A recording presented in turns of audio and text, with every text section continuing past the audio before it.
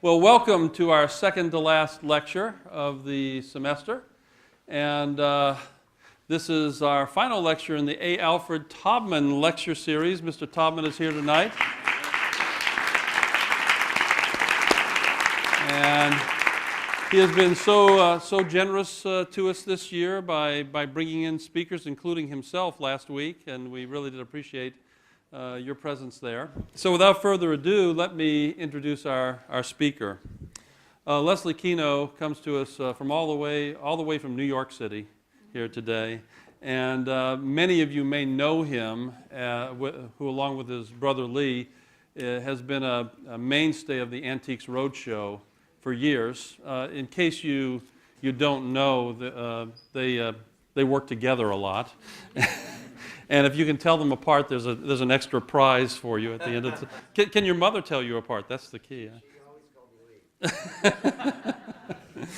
And Leslie, yeah, he's the more handsome of the two, I think. Leslie graduated from Williams College with honors in their American Art program. He is currently the vice president at Sotheby's, a senior vice president, and the director of American Furniture, but he also works to bring a lot of other kinds of artwork and artifacts in and into Sotheby's. He has received the Humanities Medal that was awarded to him by President Bush, right there in the Oval Office. So this is a very highly accomplished person. He's very humble, too, the way he's shaking his head right now. So without further ado, I'd like to introduce to you Leslie Keno. Thank you. Take the mic. Thank you, Glenn. I want to welcome everyone and thank you for coming tonight. And it's really an honor to be speaking at the Alfred Taubman. Do I have something? Thank you very much. Thank you. Thank you. It's an honor to be speaking at the Alfred Taubman lecture series. I want to thank Mr. Taubman very much for having me here. Thank you.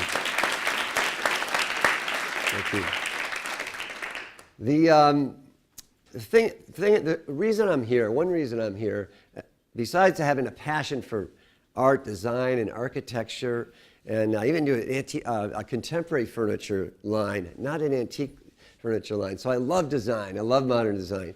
So it's great if some of the students are here tonight, because later on we'll be talking a little bit about contemporary design. I have some photos of a few things that my brother and I designed.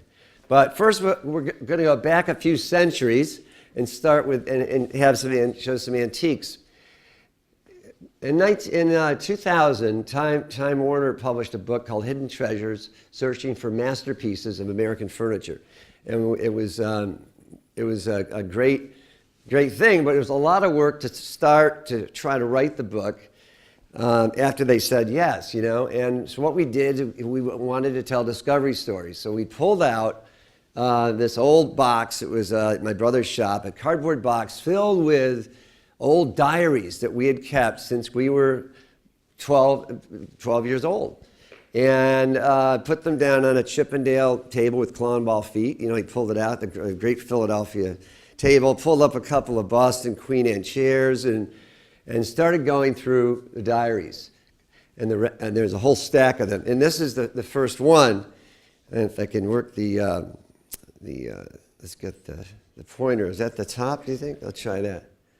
Do you know where the pointer is? Oh, there. I think it's that way. Thank you. Just touch your hand with it. Thank you very much. Thank you. Thank you very much. Well, we open up the first page there. And you can see it's a little fuzzy, but you can see introduction. In this book are listed things that we bought and sold from July 16th to September 30th, 1967. We hope that you will enjoy our writings. Lee and Leslie, 12 years old at this time. Of course, pretty soon we're going to be big guys, 13, right? And right at the bottom, we are antique dealers. So we were blessed to have great parents who were incredibly supportive of our passion for treasure hunting, and they just supported everything we did. We kept these diaries that have drawings, and here's a crock we paid, I think, $3. You see in the top, bought for $3. You can see, oops, I did that, hit the wrong button there. I hope that didn't mess it up. Tell me, Scott, let me know if I made a mistake there, if you don't mind. Thank you, sorry. But you can see this is a Paul Cushman stoneware pot, rare maker, $3 sleeper. Look at that. It was really a bargain. And we say it sold at Shup's Grove for $142. Now that was a lot of money back in 1967, you know. And we were 12 years old, and we would share a booth with our parents. They were antique dealers as a hobby. And here we are with the long hair in that shot. Home was in upstate New York, in Mohawk, New York. And to most people, it's just a house and farm buildings around. It was an 1860 Victorian home. But to us, it was a world filled with treasures. It was across our land. There was an 1820 homestead that was still surviving on the property. And we found the refuse pit, and we'd dig down and find bottles. You know, the great thing is the deeper we got, the rarer the bottles got, and the earlier. So it was so much fun. We just couldn't believe they're lying there in the dirt. Then we clean them up, catalog them, you know, and then sell them. You know, kind of like Sotheby's today. You know, you catalog them, and you know, so we're doing the same thing. We absolutely loved. This is a photo. If you just cover your eyes part way, you know, like this, you know, like. But in this photo, this is us up at camp, actually, at camp, and everybody wonders which is which, you know, who's Leslie and Lee. And Lee is the one on the right. Lee's actually the one on the right here with a smile on his face and both hands in the suds. He's never going to forgive me for that. I'm glad he's not here. Our Christmas card here shows Lee and I with vintage 57 blow-up Santa Clauses. Now, if those showed up in the Antiques Roadshow today with the original air inside, they'd maybe be worth some money. Noel Barrett would love it. And that's our brother Mitch, who had to put up with us. And but we also love vintage cars. My father, here's Dad. Dad absolutely, you know, loved cars. Here he is with an L29 CoAD, but he had a 38 Alfa Romeo that was once Mussolini's Tristein car. He had great XK120 Jags. So we grew up with mechanical things around and loved old cars. Motorcycles would get us from the back refuse pit of this 1820 farmhouse to a wider area. We would go down country roads and find old foundations. And what we were looking for were old foundations of barns and houses. And we would figure out where the doors fell in the dirt. And then we'd figure we'll find the old wrought iron hinges from this 1820 barn. And more often than not, they were lying there in the dirt in these beautiful heart hinges. And then we'd bring them back and we'd catalog them. Good, better, and best. And you see here we've got, just like today at Sotheby's, when I look at a masterpiece Queen Anne Highboy, it's the best. There can be just the good one and the better one. So here's a good one. Yeah, not bad. It's a bean top. This one is a little, these are better because they have a heart. And this one with a rat tail is the best. And we still have these actually up at the farm where my dad lives. The great pair of incredible, from a town hall, these incredible hinges are beautiful. And another thing, dig those pants, right, and that shirt. Now these actually sell today as vintage clothing, as Tiffany Dubin knows well, who's right, they bring, I don't know how much those belts, right? I wish I still had them. But we collected and we loved American stoneware.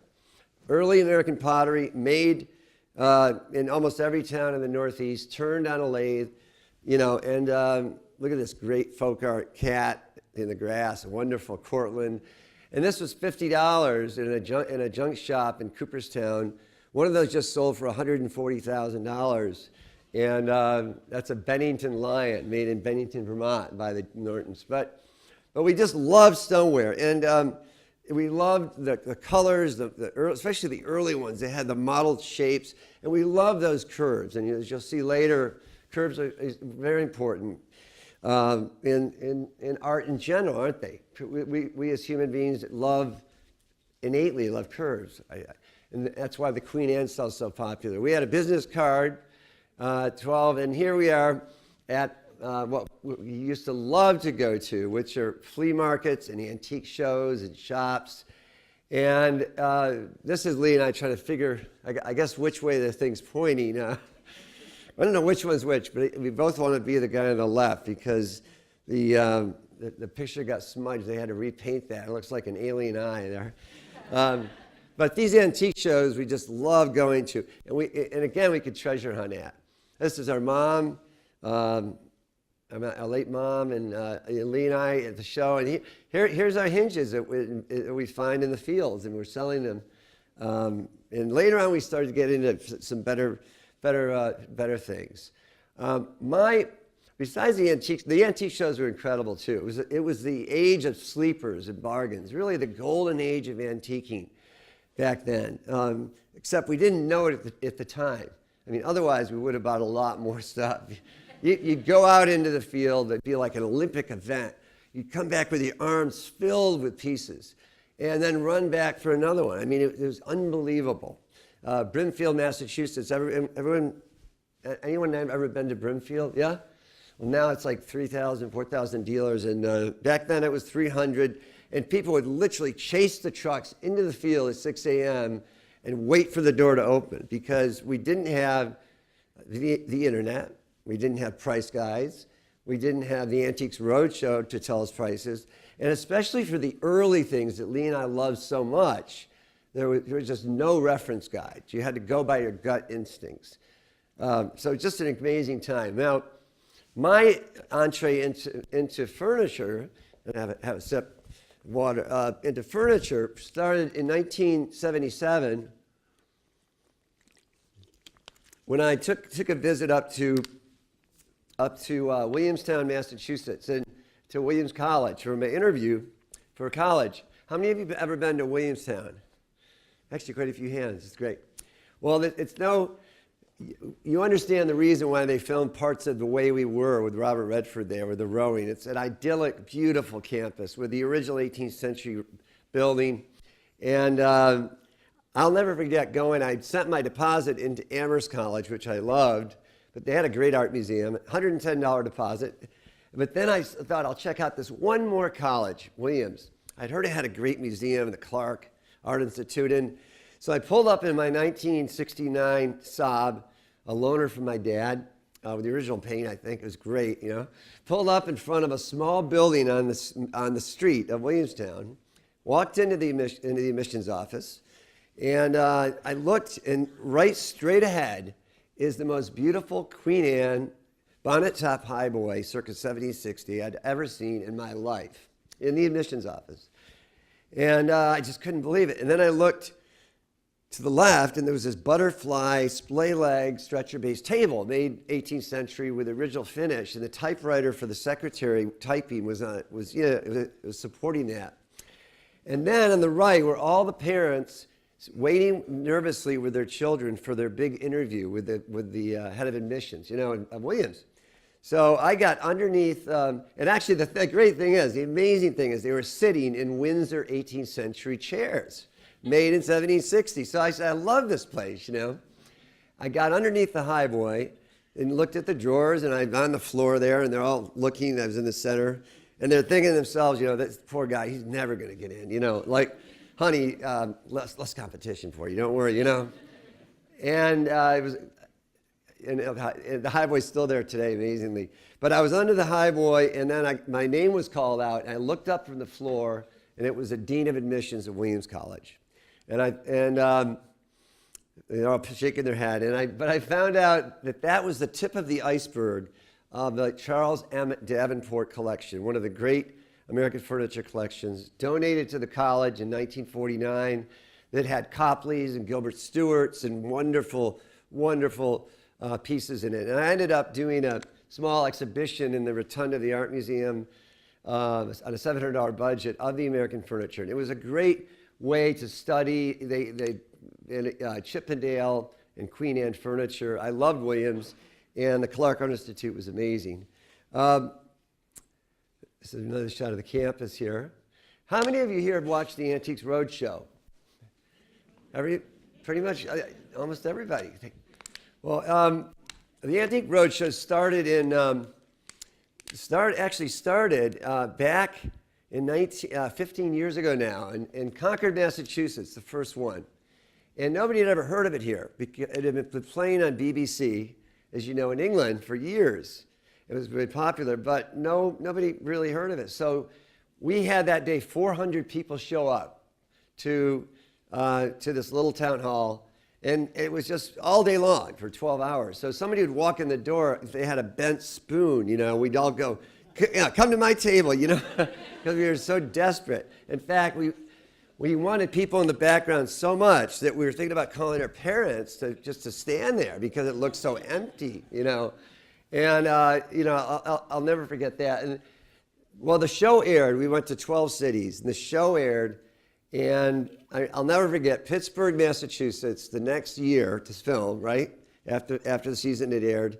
I woke up in my hotel room. It looked out the window at the convention center there where it's held. And there were thousands of people lined up. I mean, maybe it looked like 5,000, 6,000, 7,000 covering. I thought, I didn't know Madonna was playing in town, But they were all carrying Tiffany lamps and chairs and everything else. And it turned out that day that 12,000 people came to the Antiques Roadshow. And this was before you needed a ticket. So it was first come, first serve, and they soon developed the lottery ticket aspect to get it, the free tickets. Well, today the Roadshow has 11.5 million viewers a week, because some markets show it 3 times, and one of the best shows on PBS.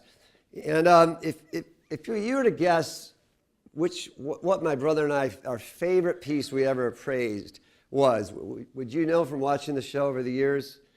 Our favorite piece of furniture?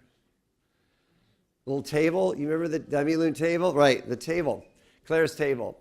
Well, I'll never forget it because we were in Secaucus, New Jersey, at the Meadowlands Arena, and I was looking at a press-back rocker, an oak rocker. Lee was looking at one of those spinning wheels, and we see a lot of, no one wants to throw out Granny's rocker. You just can't do it, It's sacrilegious, but they're worth about $200 and $100 each, but it's very intrinsic value, of course. So I'll never forget, I was down there, and we see a lot of those at the show, but I was down on the floor like this, and I looked up, and a lady was standing there with blue slacks and a white blouse holding this table.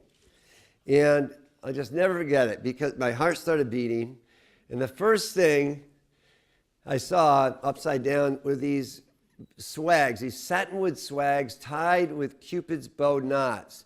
Incredible, and we're going to see a detail in a second. And the bellflowers, which are inlaid in satinwood, go all the way down to the very bottom. And it looked like gorgeous wood. It had this ebony border. All of these things I'm pointing out are like a signature of the great master craftsmen in Boston, John and Thomas Seymour, who made some of the finest furniture for the wealthiest patrons in Boston. So this is all happening within seconds, and the lady who was there put the table down, and she took some paper off the bottom, which we thought was odd, but I found it was covering up something. It was upside down, And Lee looked over at me, and he said, "Is it?" And I said, "It is." So it turns out that, in fact, oops, that's the volume. It turns out that, and this is a detail here, showing that Cupid's bow. Look at how beautiful that is. Sand-burned leaves. They would actually sand-burn them to make it look as though they were actually twisting and dip them in hot sand. Incredible quality. And actually, I want to point out this because this is actually a foot detail. And look at that old grungy finish. Isn't that great? The original finish. Now, if you ever see a foot like that, they're usually in Irish furniture and pieces of English furniture, and there's a beautiful foot, but they hardly ever made them in America. But the Seymours did. So if you ever see that foot, please just call me, okay? Please. I'll give you my number. Don't relate, anytime. And this finish, a lot of people ask about American furniture. Why does the value increase so much because of original finish? Why? And the reason is really that almost like an archaeologist loves to have layers to show the originality of a site, collectors and museums love to see the layers of surface. That's the original shellac laid down by the Seymours in 1796, very early federal piece. And it makes a big difference in the price. And all those wear patterns are signs of human usage over the years. And if you take away all those wear patterns of fingers and the oil from to turning it, it's like erasing a tape recording of its history. So that's why people will pay a premium for it. But I'll never forget, once we were actually in Concord, the one thing that came in that day was a highboy. And a couple was there, and we were praising a wonderful bonnet top highboy, speaking of finish, and it was totally refinished. And it was still a major inlaid bonnet, a walnut highboy. And we said, it's probably worth about $50,000 to $80,000. But we found in the drawer a piece that had escaped the refinisher. It was hidden. It was a molding. And she said, that's what it used to look like, this black color, the original. And I said, well, if it had not been refinished, it would have been worth $150,000 to $200,000. And she looked at her husband and said, that was your idea. I'll never forget. I still wonder if they, after marriage counseling, if they're together. I hope so. I hope so. But it was pretty serious. Well, the reason that little piece of paper was there was because the piece turned out to be labeled by Seymour himself, John Seymour, Cabinet Makers, Creek Square, Boston. I think I have a detail a little more clear. And there's only 8 pieces of Seymour furniture, labeled ones, known in the world at that time. And here we are in the Secaucus Meadowlands Arena. And those are mostly museums with security guards. And here we are in the arena, and we find the 9th one. So we were obviously really excited. I mean, our hearts were beating. This original finish, this is a major find. It was unbelievable to us. So the next step is what we have to do is, ask the producer permission to film the piece. So we couldn't let on that we're excited. We're so excited that we want to jump up and down, but we had to stay calm.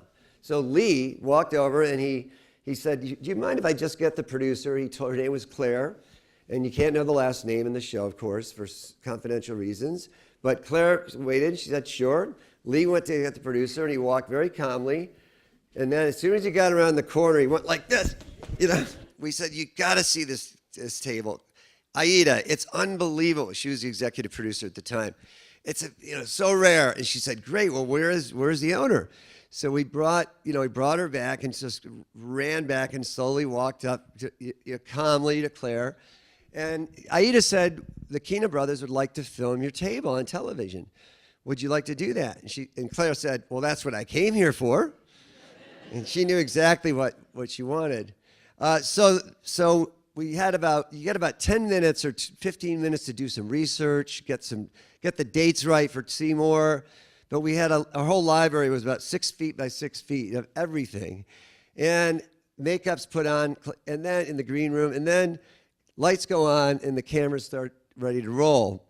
And the first question we asked Claire, of course, was, Claire, where did you find this table? And Claire started to tell an unbelievable, amazing story. The year was 1969, and Claire was a teacher in the 4th grade district at Secaucus, but her passion was antiques. She loved going antiquing, and she'd get in her wagon, station wagon, and drive and look for tag sales and antique shops and lawn sales. And it was so much of her passion. She bought so many things that later we'd find out her house, when we went to her house, it was covered every inch with stuff. Now, her husband didn't really like antiques at all. He liked modern things, and they had a real problem. She was almost having like an affair, a love affair on the side. He didn't like that, taking all of her time. But one afternoon, it was a Friday, Claire and her girlfriend, another teacher, went in their station wagon. They saw a sign, lawn sale today, and drove up to a huge old house with all these pieces spread across the lawn.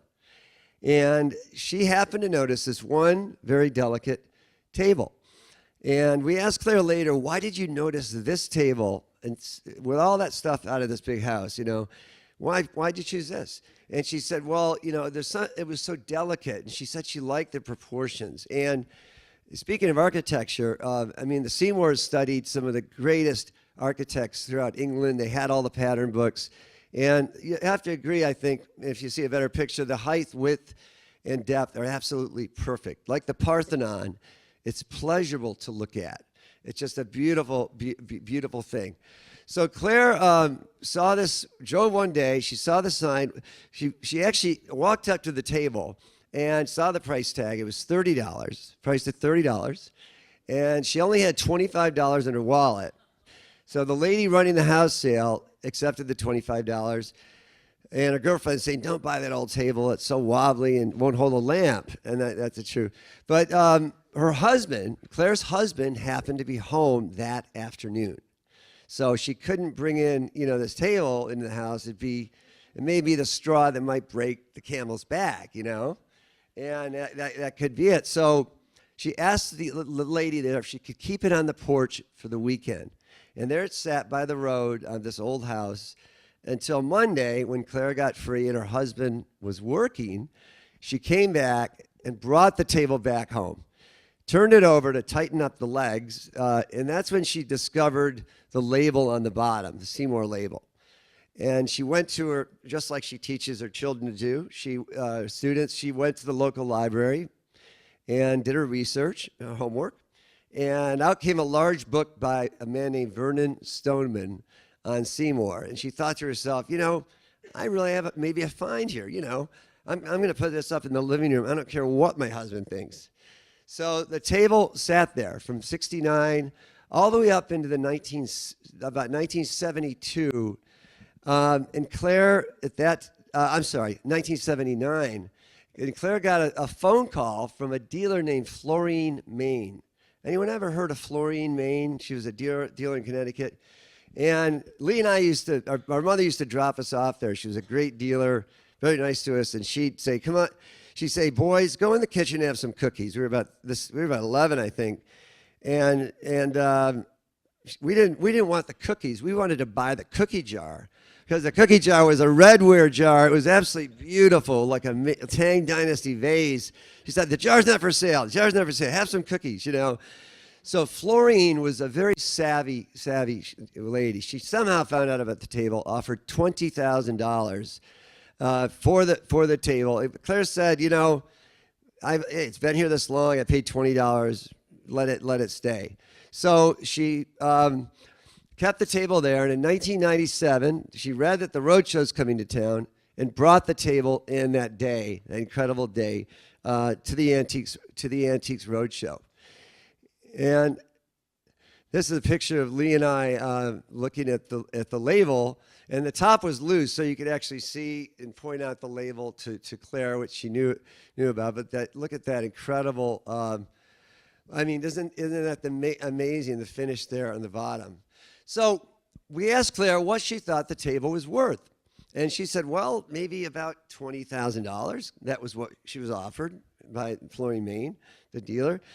And we said, Claire, what would you say if we were to tell you that the auction estimate on this table is $200,000 to $250,000, and on a really good day with all the planets aligned, it could bring over $300,000? And that's her reaction after we gave her that news. And she still looks like that. She just got her jaw dropped. It's amazing. It was an unbelievable moment. Such a nice lady, and so great to give good news to nice people, of course. It's like she won the lottery ticket. She was amazed. So what happened next is we had to now you can't solicit property on the Antiques Roadshow. You can't just, try get things for sale. It's not only frowned upon, you get kicked off the show. But they do allow people to leave your cards outside by the exit, and they could pick up all 60 cards, And I sort of hoped that, Claire and I bonded that day in the roadshow, and She might call me. And Lee was thinking the same. He was a dealer then. Now Lee owns an auction house, Keno Auctions. But back then he was a dealer. And I couldn't believe my good fortune. When Claire came up to say goodbye, she said, I've been to a Sotheby's auction. And when I asked her which one, I couldn't believe it when she said it was the Jacqueline Kennedy Onassis auction. Mr. Taubman remembers, I'm sure, well. And it was one of the greatest sales Sotheby's had, and John's baby steps brought, I think, $33,000, estimated $400, because people wanted to buy a piece of Camelot, and they would pay any price for it. So she left, and I got back to the office. I'll never forget telling everybody near your phone that if anyone by the name of Claire calls, like even if it sounds like Claire, Harry, Larry, just find me. Even if I'm in the men's room, find me. So I waited Monday, nothing Tuesday, Wednesday. Thursday morning, I walked in, and here's a message. You remember those pink message slips? Remember those? We don't have them anymore, right? It said, call Claire. And I with a 201 area code, New Jersey, and I let out a holler that could be heard down in medieval works of art. And I immediately called and asked Claire, and she said, I decided to sell the table. I decided to do the auction route and not your brother's, not the dealing route. She loved, again, the Onassis sale.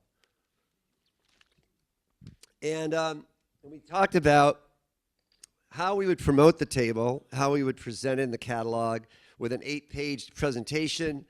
Robert Mussey, the preeminent scholar, would write the entry, and we would just display it at a special place. It was just great. Put it on the cover of the catalog of our major January sale that year, as it's so well deserved.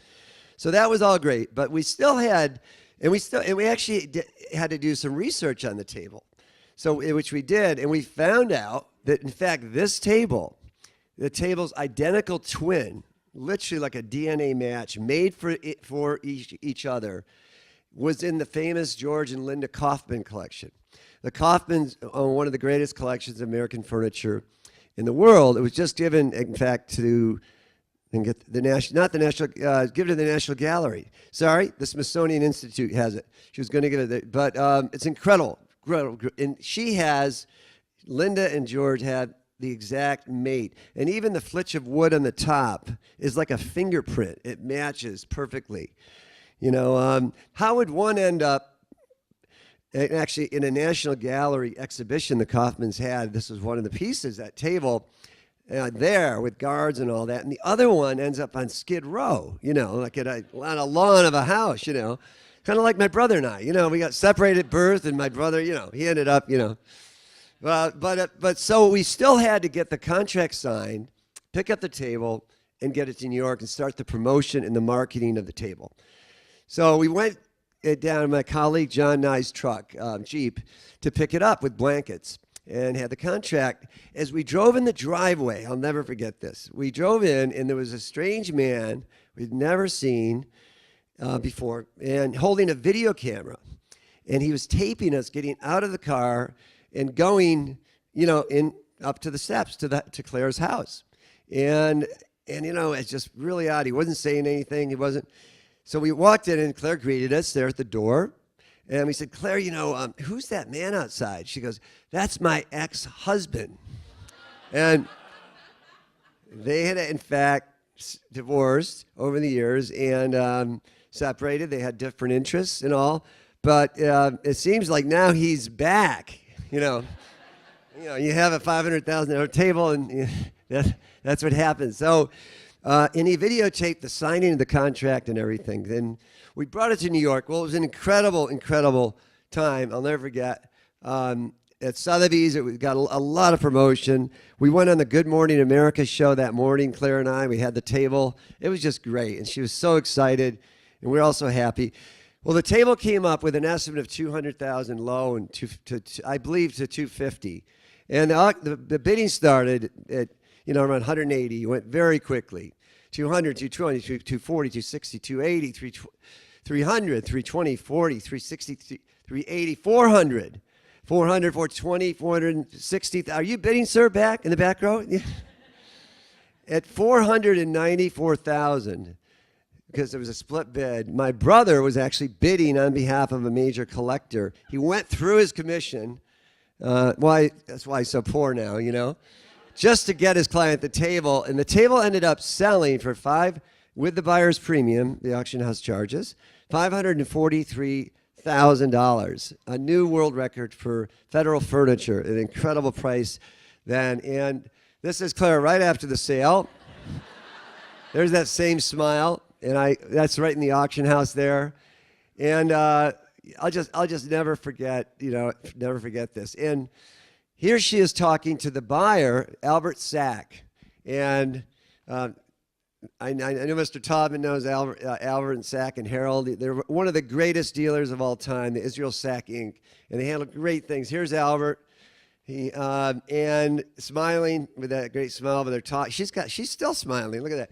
But and I have permission to say this, but Albert purchased a table for Peter Brandt, for the great contemporary art collector. And it so happens that Peter's actually a good friend of mine, and he collects contemporary art in a big way, and I spent some time with him, and he's a great guy. And he gave us permission to say that he bought it because the name Seymour was there. Stephanie Seymour, right, is his wife. And there's no relation, though. She's not related, but he thought it'd be nice to give her this as a gift. So that was the gift. The table was pretty nice gift, right? That's kind of nice. My wife got jealous at that. So and when people come in, Peter tells me that he says, you've got to read this story about this table. It's really interesting. It was fun at the yard sale. So it was just great. My dad was in town for the sale. Everybody's excited. And we went to nearby Petaluma, which is if you go to Sotheby's, it's around the corner. And a lot of people go there after the auctions. And we thought we'd celebrate with some champagne. Very appropriate, for this occasion. So we got some Dom Perignon, and we had gotten Claire a town car, to bring her up. And we got there sort of early, and we lined up, the flutes were lined up at in the bar with the Dom Perignon and the ice. And Claire walked in, a little late. And she was feeling pretty cheeky, pretty good. She sort of sauntered in. She picked up a flute of champagne in the bar and walked up to a handsome man that was standing by the bar and said, "Young man, I just sold a table for $545,000. How would you like to take a trip around the world with me?" And we said, "Claire, that's our father." That was Dad. He is happily married, and Mom is not gonna like this one bit. Claire, no. And Dad's like, Mom will understand. Don't worry, kids. We want to tell us. It was incredible. So, but they did have a great trip in Venice. They loved. No, they actually didn't go. But I want to tell just one brief story about another great discovery that I'll certainly never forget at Sotheby's. And this is a secretary bookcase. I got this photograph in the mail. Sorry about it, it's a little fuzzy. But back in the late 90s. And the odd thing is, it came from our Paris office, in Paris. And we have a big office there. And it's very unusual. You don't get a lot of American furniture in Paris, of course. And I couldn't believe what I was seeing, because if you look here, this bonnet is very Palladian. I think you'll agree. This arch, like those great, wonderful doorways, and these beautiful shells are here with these wonderful urn and flame finials. And it was just the quality of the wood, you'll see in a second in color, it's just unbelievable. It looked like plum pudding mahogany. And so I tried to get to Paris to appraise it because I want to see it in person, but the family just didn't want a visit that time. I put the low estimate at $500,000 and a high of $800,000 because I thought the feet were cut down. They're missing about 4 inches. It looked that way. So we were conservative, and the family still didn't want to visit. They said no. I kept calling. The Paris office was so sick of my almost monthly calls that they say, "Oh no," they dreaded them. I said, "Oh, I want to come see it." Finally, the family let me come. I went up on the right bank of Paris with Alexandra Pradier, who's at that time our furniture and decorative arts man in Paris. And we walked up the steps to an apartment and met these two French gentlemen that you see on the screen. And you can see here in the background the secretary bookcase. And I really don't speak French very well at all, and they didn't speak any English. So Alexander was a translator as well. But I just could not believe what I was seeing. In fact, so much that when I met them at the door, I was sort of going like this, trying to see the secretary, and I thought I might be being rude. Well, it turns out that this secretary descended in their family, and their sisters as well, from Nathaniel Appleton and Margaret Gibbs Appleton. This is Mrs. Nathaniel Appleton. There's a portrait at Harvard at the Fogg Art Museum of them. And they actually showed me these prints, and they said, these are our ancestors. And it's an incredible story of how it got over to France with rocky ships and cobblestone streets and the French Riviera. To get that whole story, you've got to read the book, Hidden Treasures. So, but it's an incredible story. It did leave America in about 1820 and been hiding in France. It's really amazing. But so we talked about the secretary. We obviously, the first thing we did is open the drawer. But I wanted to say one thing. If you look, it's just amazing, direct descendants. If you look at this man here on the right, the gentleman on the right, and then look at Margaret Gibbs Appleton, I think you've got to agree that the Appleton doesn't fall too far from the tree. I couldn't help that one, I mean, talk about a resemblance. It's just identical. So unbelievable. Here she is. So direct line in the family. Well, as I started to look at it, I couldn't believe my eyes because it had plum pudding mahogany, these leopard spots, which is the rarest and the most expensive mahogany you could get at the time. I thought that these shells had remnants of gilding or had remnants of white, a powdery substance. I thought they were gessoed and gilded at one time. And what I couldn't believe is it looked like the mounts were silver.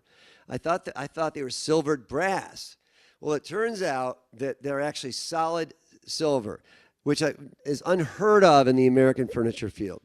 The secretary appeared to be a Newport, Rhode Island secretary made about 1760, maybe 1750 even, and it was incredibly rare. We thought it was probably by either Christopher Townsend or Job Townsend, two of the great patriarchs of the Goddard Townsend furniture dynasty in Newport. So this thing was just amazing. It got better and better. This is the upper section of showing the bookcase doors open. And again, you see that wood, which is amazing, and this gorgeous book-matched wood here. And the theme of these echoed arches, which continue, given that we're here at a design and great architecture school, of course, you can see that all these echoes of the domes repeat themselves throughout. Even this was bowed outward with a secret drawer. And it's just an unbelievably complex piece, this bookcase. And here's the arches again that repeat themselves, and the shells, and the prospect door here.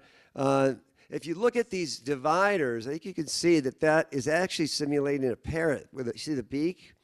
With its belly there. It really is trying to be a parrot, and you'll see why in a second. But we see architecture in Newport. And on stairwells, you'll see the same cutout on 18th century houses in Newport. Just very interesting that it turns up, and we don't know if it symbolizes something, if it did during that time. But the amazing thing is, as I looked at it, I pulled out the drawers, and I looked at the secondary wood, and it turns out that it was made entirely of mahogany, the best mahogany in the world. So here we have a piece literally entirely constructed of plum pudding mahogany and figured mahogany. Even the baseboard under the floor, where only the mice could see, we had plum pudding spots on it. So can you imagine the expense of that during the time with the silver mount, solid silver. So this is the backboard, which you can see the figured wood. Well, as I couldn't believe my eyes when I looked at the hinges and saw that, in fact, they're stamped S. Casey. And I'll never forget, I was over in Paris, but I was trying to reach Kevin Tierney, who heads our silver department at that time, and is still with Sotheby's. And I said, ask Casey. He said, Samuel Casey, of course. He's one of the greatest American silversmiths next to Paul Revere. So here, all the hardware, and I found later, even the little hinges on the door were signed SC. So it was just an unbelievable piece that I'd never seen anything like it. And look at how beautiful that is. This is an escutcheon. Even the original key was with it. So, and they had a spare key as well. Look at that silver key there. This is a strainer made by Samuel Casey. And these pieces don't exist, of course, without history and stories behind them. And then we need more of this, I think, today in educating young people about material culture. The people and the personalities behind and the craftsmanship and the handwork, which is so great. I mean, look at that strainer made by Casey. Just a gorgeous work. Now, it turns out that actually he was also, even though he's a brilliant artist, he got caught counterfeiting gold coins. And they found him because he was upstairs of his house. He had a forge, and the house caught on fire.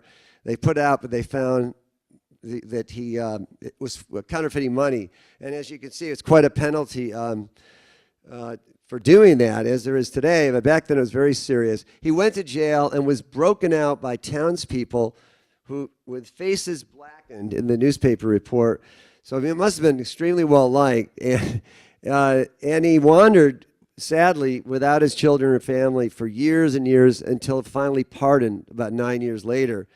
So he made this parrot, and this is what you're looking at here is underneath the lid, where the lid falls, right? The writing lid that's hinged. You pull out, you put your finger underneath the bird's beak, and you pull it out, and it extends out 18 inches to support the lid. So see, there's a line there. Just unbelievable. Look at the articulation of the feet and the feathers, silver screw. And I look at these agate or some kind of stone eyes. I think agate, but maybe something else. And I'll never forget, like, just touching the eye and pushed on one side, and the other side moved. And because they've just put a tube through there, a cylinder, of the agate. So just unbelievable. We found out later that, in fact, this originally had ball feet. And these are not the original feet, but that's what it would have looked like. So the feet were not cut down. They were just missing their removable ball feet, which may have been made of silver, which would be exciting. Well, as I walked out of the apartment that day, I shook hands with the Descendants, and we had a deal. The piece would be in the January sale coming up, and we were all set. I remember celebrating that night with not one but 2 bottles of great wine in Paris and a little restaurant. And what happened is we found, because of French tax laws, the piece could not, it was an estate, it couldn't leave the country until the following year. So we had to get it. The sale was January 16th or so, or 17th. So we had to get it shipped here after January. So we had to have it photographed and over in Paris.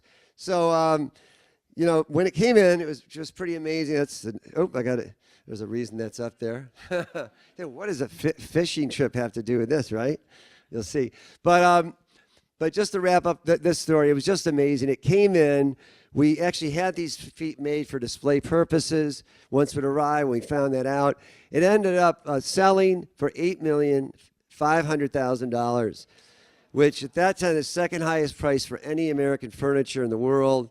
It was a great day, and I can only hope that Christopher Townsend, also Nathaniel Appleton, and the Gibbses and Samuel Casey would have been very pleased with that price. And I know when I called the consigners, they were very happy. I'll tell you that.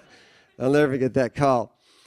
And I just want to, you wonder what's this fishing picture doing up here, but I put it up. That's in Oregon, a lot of fun. Catch and release fishing is the only thing I practice. We don't like to kill any animal. Or my brother and I, we love fly fishing, and And this field is a bit like when you catch a trophy trout, which this isn't, but in the art world, pieces are found and discovered, and then they come into auction and they're cataloged, or a dealer finds them and puts them in a catalog. They're exhibited, they're measured, they're photographed and documented, and then just as in catch and release fishing, you let it go and it goes into the depths.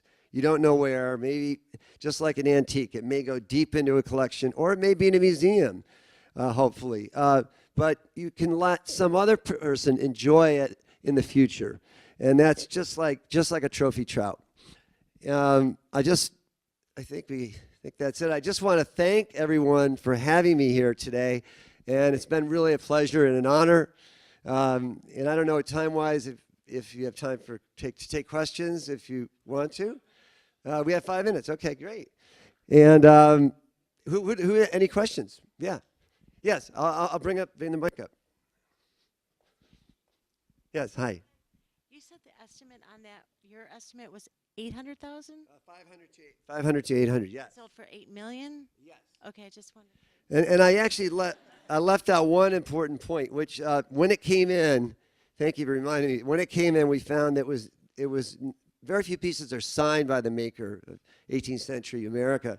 It was signed not only once, but 3 times by Christopher Townsend himself, the great patriarch, made by Christopher Townsend. Of course, we couldn't have known that because it was cataloged in Paris. And, so it got discovered before the actual day of the auction. I found it dusting off the drawer. It was covered in dirt, and we had to use infrared light and photography to do it. So at the sale, we announced, please note, this piece is signed, and that made the price a new record. So very good question. Thanks for asking that. Yes? Do you know who purchased the piece? This piece is actually, I have to say, it was in our book, and this is one of the main characters in our book, Hidden Treasures. It's anonymous, but we are allowed to say that it was through the bidding department. But my brother Lee, who is a dealer who's formed 3 of the greatest collections of Americana in the world, the Dietrich collection, and the Wong collection, and now McGraw, the book family, which is very public, all these things I'm saying. But he actually bought it for a private collector who goes unnamed. But exactly, when he was a dealer then. Now he owns an auction house, Keno Auctions. But so I'm very proud of my brother. He just had some major 7-figure, some great sales. And but thank you. Yes. Thank you for coming. Thank you. I heard you say you dusted off the piece, but if you find the piece, I know you're not supposed to strip it down, but how do you recommend cleaning it? Or cleaning a piece of furniture? Yeah. Everybody hear the question? Yeah. I mean, it's okay. I think it's totally okay. My brother and I recommend just a conservative approach, dusting it. You just don't want to use thick, wax or furniture polish. And don't clean off that old grime or polish the brasses too much because it'll look new. These are antiques, right? So we want them. We want to see that character. We want to see that personality. But I would just dust. If there's a ring on the top, my suggestion, you can use a type of shoe polish, a brown, to fill it in or cover the ring. But don't refinish the top, or just put a lamp over it, and leave the old ring there. It could be from an 18th century porringer or a candlestick. Yeah. Yes. Recently, there were some bowls. I believe they were walrus. Rhinoceros bowls, the Chinese, yes. Okay. Why were those so valuable? Well, the question was about some rhinoceros cups, which were, I believe, some made for the imperial family of China, and they brought 7 figures. And I am not an expert in any way in Chinese art. I appreciate it, but I know that they're extremely rare, and anything made for the imperial court, and the quality was unbelievable. But the Chinese art market right now, of course, as you all know, is just amazing, really amazing. The prices. Yes? I was just curious, that piece was originally American. Did that come back to America? And do you find that a lot of our antiques are going overseas? May I ask which piece, just to be clear? The last piece. The last piece was bought, when I mentioned just now, for an American collector. So it'll stay here. And interestingly, you asked about other clients in other countries. We have been getting some buying of American furniture from mainland China, which has been really interesting. I mean, we had some serious, in fact, the highest price in one of our sales, hundreds of thousands, was from mainland China. And they're really serious. It wasn't just a whim, purchase. They really love it. So I think that's great. And anyway, that's This will great. be Yeah. the last question over here. Sorry, yes. Boy, if I could pull this a little bit back toward Michigan, how do Yeah. you feel about early 1900s and the Stickley family from Grand Rapids? Well, I absolutely love 20th century furniture, arts and crafts, Stickley. I mean, the Cranbrook Academy here is one of the greatest places and crucibles of brilliance and artistry in the world. It trains so many great artisans. So Michigan actually is so great. I love Stickley. Gustav Stickley is one of the best. Brilliant. 20th century design to me. There's a chair made by Gerrit Rietveld. And actually, my brother bought it for his personal collection, but it was bought.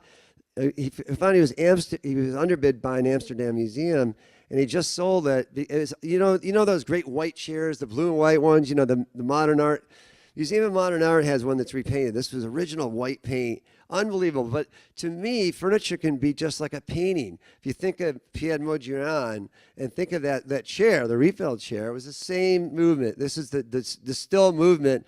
And so furniture can be sculpture and art. So I think more and more, even a Queen Anne 18th century chair, those S-shaped curves are so beautiful. And in the case of that chair, the geometry and the beauty of the lines extending into space, just like Modigliani's paintings.